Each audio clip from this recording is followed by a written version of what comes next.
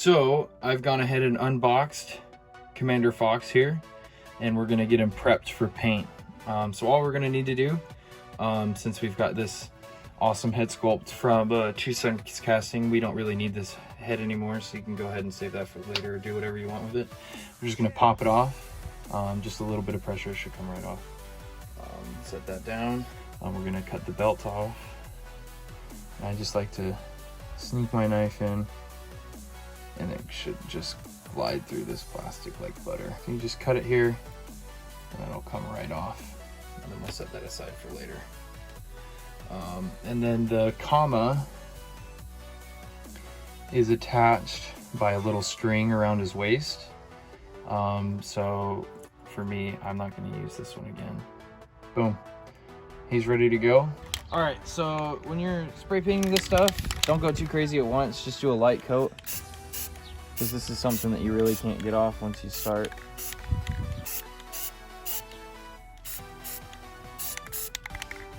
So just start light. Don't go too heavy on the paint, because if it runs, it's gonna look bad. And also don't grab it, because it'll get like fingerprints on there if it hasn't set up all the way. So two more things when you're doing this. The middle part of the body, I've noticed, likes to hold the red color, and it'll kind of show through, so you're gonna have to do a few more coats on that than you are on like the other limbs, the legs and the arms and stuff. And then also, I mean, this is kind of a no-brainer, but you're gonna have to make sure you articulate the figure and move the elbows and the different joints around, because you'll move the elbows and you'll see that you missed a spot. Just make sure that you're moving around and you're thorough with your paint job. Don't take it too quickly and stuff, and it'll end up looking real good. All right, so you've got this guy all painted up. Make sure you've gotten all the little nooks and crannies, because once you've started your paint job, you're not going to want to go back and redo it again.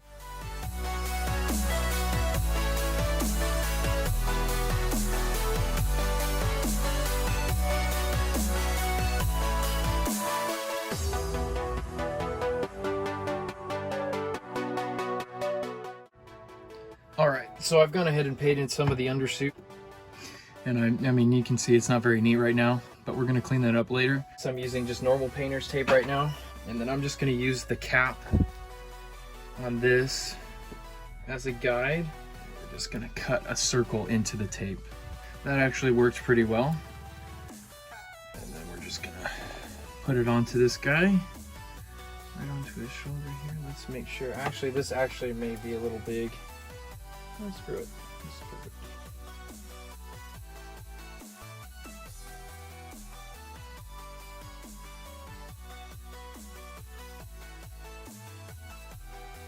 Make sure when you're painting, you water your paints down a little bit.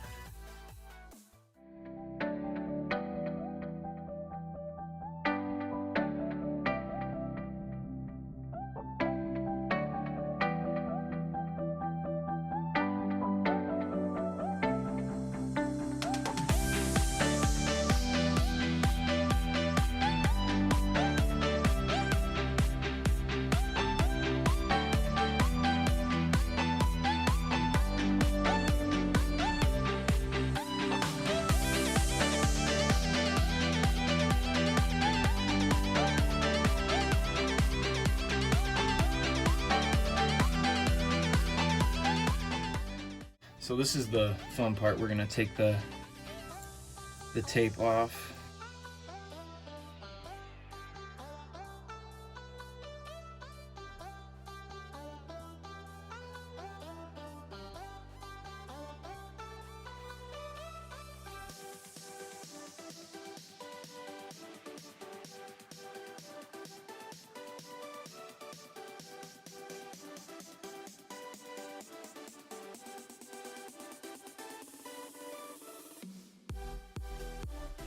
So to fit a helmet that's cast differently and has a different neck peg, see how it fits like this?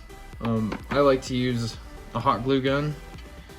And you're just gonna shoot a bunch of the hot glue into the neck joint and then stick your peg in like that. And then just let it sit there for a second. Cool, so you've got your figure all cleaned up. And for weathering, I kind of like to go with like a Commander Cody type look from Revenge of the Sith. So like this right here.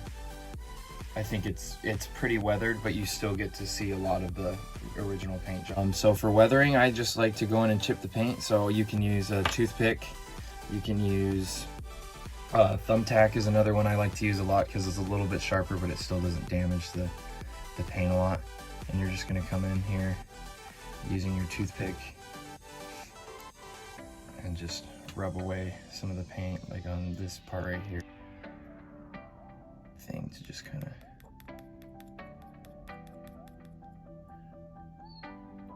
dab at it. Make little inconsistent scratches, that's the main thing. Take away on these corners, these edges.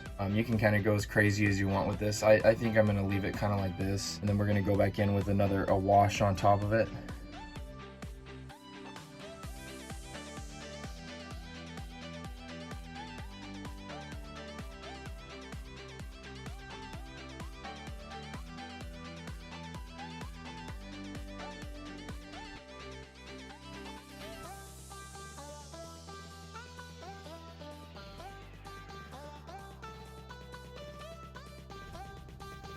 All right, once you've gone and chipped up all your paint that you want to chip up, so right now this is good for me.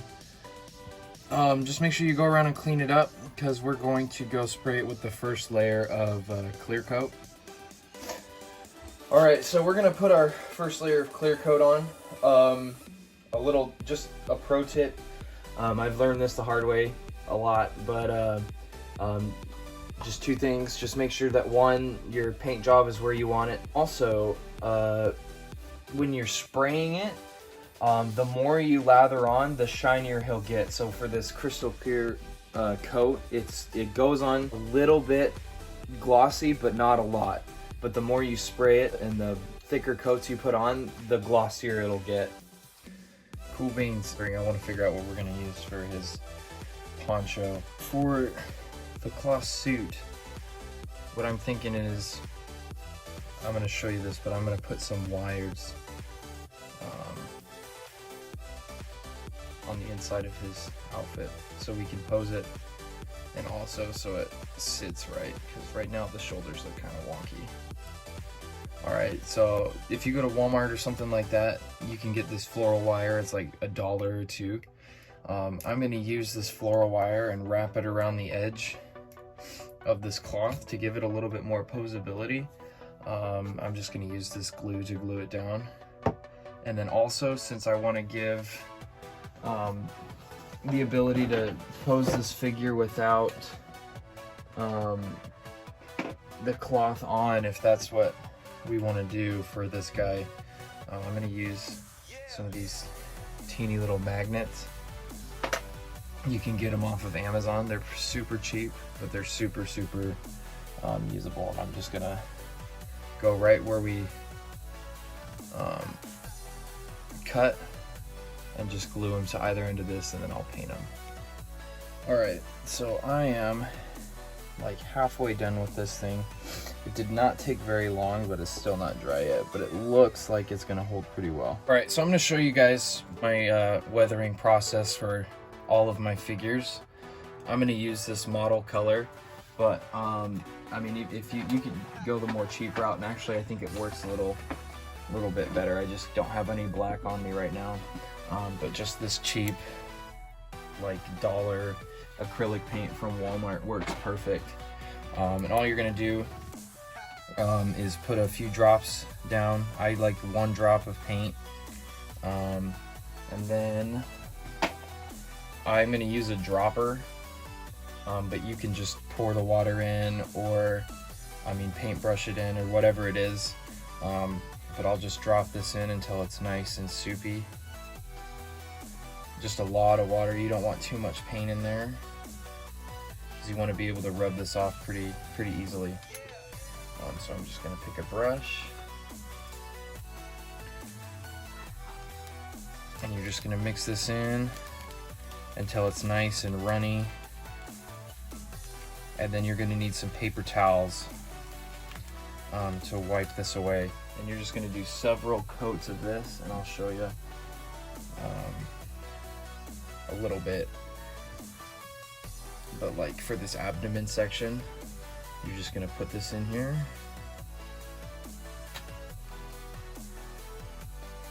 And paint all around.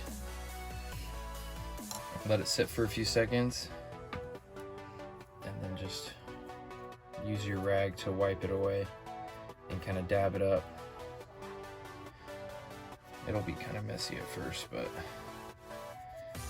damp rag works better. Alright, so we finished this part. We've got it where you liked. You didn't go too fast and there's no streak marks. And once we're done with the washing, we're going to go ahead and do some blaster damage, different scuff lines and stuff like that. Alright, so for these blaster marks, all you're going to need is a brush and some thinned out black paint. I like this model color by Vallejo. It just goes on really smooth, and I don't really ever have problems with it doing what I want it to do. So you're just gonna water down some paint so it goes on real thick and smooth, and we're just gonna go for it. I'm gonna start by kind of tracing these lines right here, which we're gonna bring back later with our toothpick. So we're just gonna trace this chest line.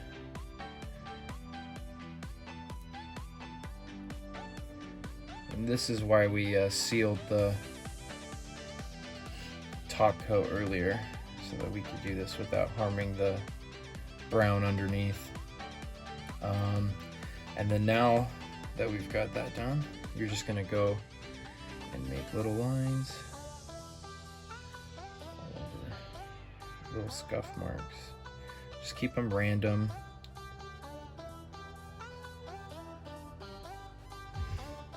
Put them all over. Try not to put too many of the same direction in the same spot, and keep them nice and random. So we're just gonna paint these up, and once they dry, we're gonna use our toothpick to make them look more crisp and more natural looking. All right, dudes. So once this is all dry, especially for like this raised area, I just like to use the armor as a guide, and I'll kind of come up a little bit and trace along the edge, just so it becomes a little thinner. And also because I have kind of shaky hands, so it helps alleviate the need for precision in these. So I can just kind of come in there and follow the line, and it'll kind of do it, so it'll weather itself, which is kind of cool. Got your lines here, and just kind of chip at those, and it'll make it look more lived in, like the weathering has been there for a while. It looks a lot better. And as far as these lines go right here, you're just going to try and get these straight and get any weird edges off of there. So just kind of come in here with your toothpick and kind of file away at them until they look the way you want them to. And then again, you're going to want to weather those. So maybe add in 1 or 2 chips to them, like that. It'll give a nice effect to it.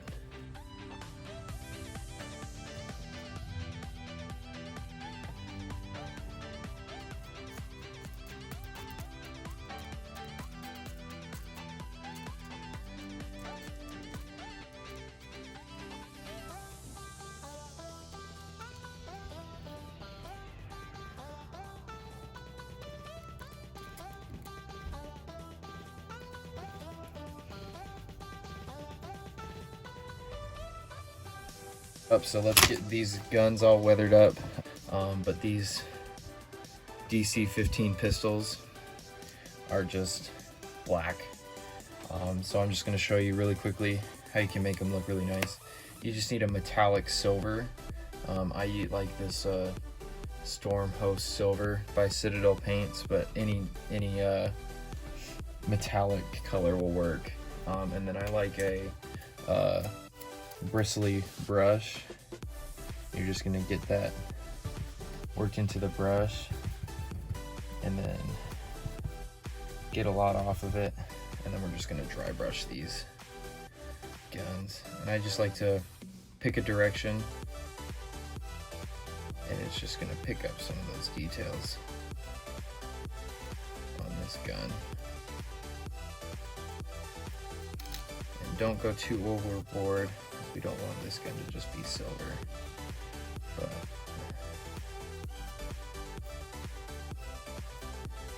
nice, happy little DC-15 pistol. Nice and not weathered. So this is the one I just did, and then here's the stock. All right, so for his arm bits, all I did was take some polystyrene and I cut it out to make it look like the little arm cartridge and then the leg cartridge. But besides that, we're ready for the final reveal.